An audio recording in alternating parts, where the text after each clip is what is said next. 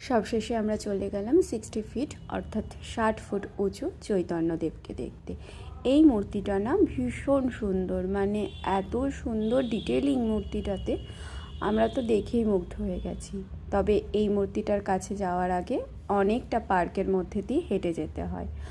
আমরা এই গুহাটার মধ্যে দিয়ে হাঁটা শুরু করলাম আর খুব মজাও পেলাম। তারপর আস্তে আস্তে এরকম রাস্তা ধরে হাঁটতে হয়। রাস্তার পাশে এরকম মূর্তিটাকে দেখা যায়, কিন্তু মূর্তিটায় পৌঁছাতে গেলে অনেকটা রাস্তা হেঁটে যেতে হয়। এই দেখো, এখানে এইরকম অনেকগুলো মূর্তি বানানো আছে। এখানে শ্রীকৃষ্ণের রাসলীলা দেখানো আছে।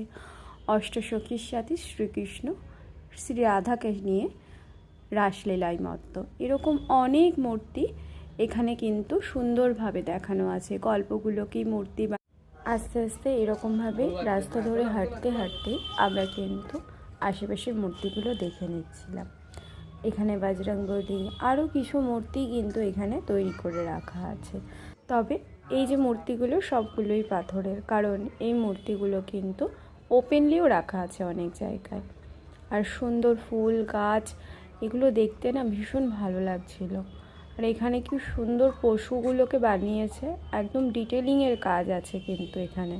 তবে এই জিনিসটা দেখে ভীষণ মজা পেয়েছি। আমরা মজা করে গোপালের পিকনিক করি, কিন্তু এখানে এই কনসেপ্টটা কিন্তু সত্যিই বৈষ্ণব ধর্মে আছে। বনভোজন শ্রীকৃষ্ণের, নিজের বন্ধুদের নিয়ে শ্রীকৃষ্ণ নিজেই বনভোজনে মত্ত। তাহলে এবার থেকে কিন্তু বনভোজন করাই কোনো নিষেধাজ্ঞা রইল না, কারণ কখনো মূর্তিটার সামনে দিয়ে কখনো মূর্তিটার পেছন দিকে এভাবে যেতে যেতে রাস্তা দিয়ে গোল গোল করে ঘুরে অবশেষে এসে পৌঁছালাম এই জায়গাটা। এখানে দেখো শ্যামকুণ্ড আর রাধাকুণ্ড নামে দুখানা জলাশয় করা আছে। বৃন্দাবনেও কিন্তু এরকম শ্যামকুণ্ড রাধাকুণ্ড আছে। আর এই গাছটা দেখো কি সুন্দর না, এত ভালো লাগছে আমার এই জায়গাটা দেখতে। চলো এবার একটা জায়গায় যাওয়া যাক, এখানকার মিউজিয়ামটা। 60 ফুট উঁচু চৈতন্য মহাপ্রভুর মূর্তি যে পার্কে আছে, সেখানে একটা মিউজিয়ামও আছে। চলো তোমাদের সাথে সেই মিউজিয়ামটাই শেয়ার করে নিই।